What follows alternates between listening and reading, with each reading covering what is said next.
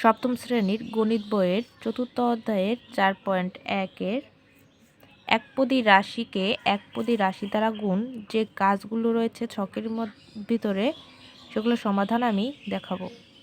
প্রথমে কতে রয়েছে 7a² b⁵কে 8a⁵ b দ্বারা গুণ। তাহলে আমরা প্রথমে সহগের সাথে গুণ, চলকের সাথে চলক গুণ করব। 7a² b⁵ গুণ 8a⁵ b⁵ লিখব। এরপরে সহগের সাথে সহগ গুণ করব। সংখ্যাগুলোকে বলা হয় সহগ। তাহলে সাথে সাথে 8 গুণ করব, গুণ চলকের সাথে যে চলক মিল আছে সেই চলক লিখব পাশে পাশে। এপাশ থেকে আমরা a² গুণ এপাশ থেকে a⁵, তারপরে b⁵ গুণ এপাশ থেকে b⁵ গুণ করলে কত হবে? 7 × 8 = 56। এরপরে চলকে চলকে যখন গুণ থাকবে তখন চলক মিল থাকলে গুণের সময় পাওয়ারে পাওয়ারে যোগ। চলক যখন মিল থাকবে তখন গুণের সময় পাওয়ারে পাওয়ারে যোগ। তাহলে চলক আমরা একটা লিখব, পাওয়ারে যোগ করব। পাওয়ার হচ্ছে 5 আর 2 7। এখানে পাওয়ার একটা লিখব, চলক একটা লিখব, পাওয়ারে পাওয়ারে যোগ করব। 5 আর 2 7। 56 a⁻7 b⁻7, এটাই অ্যান্সার। এরপরে খ দাগে রয়েছে -10 x⁻³ y⁻4 z-কে 3x² y⁻5 দ্বারা গুণ। এখানে আমরা গুণ দেখাবো দুইটা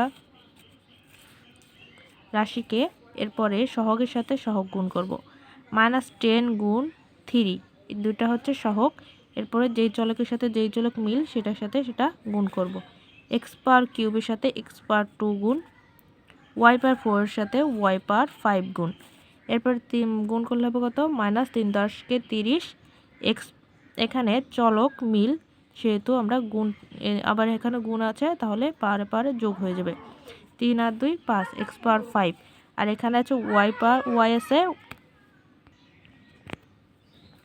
এখানে y⁻4 আর y⁻5 যোগ করলে হবে 4 আর 5 9, এটাই অ্যান্সার। -13 x⁻5 y⁻9।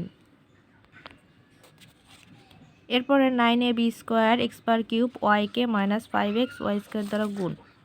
প্রথমে আমরা এখানে গুণ আকারে দেখাবো, এরপরে সহগের সাথে গুণ। 9 এর সাথে -5 গুণ করব আলাদাভাবে। এরপরে এখানে চলক রয়েছে ab², কিন্তু এখানে ab² নাই, তাই আলাদাভাবে ab² বসে যাবে। এরপর গুণ দিয়ে x⁻³ এর সাথে এখানে x এর সাথে মিল, তাই আমরা আলাদাভাবে গুণ করব x⁻³ গুণ x। এরপর রয়েছে y এর সাথে y² মিল, তাই y² গুণ y।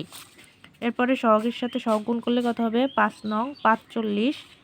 ab² সাথে কারো মিল নেই, তাই ab² বসে গেছে। এরপরে x³ পার, এখানে এক কোনো পাওয়ার নাই মানে অন বোঝায়, তাহলে 3 আর 1 4 x⁻4 আর y⁻2, এখানে y⁻2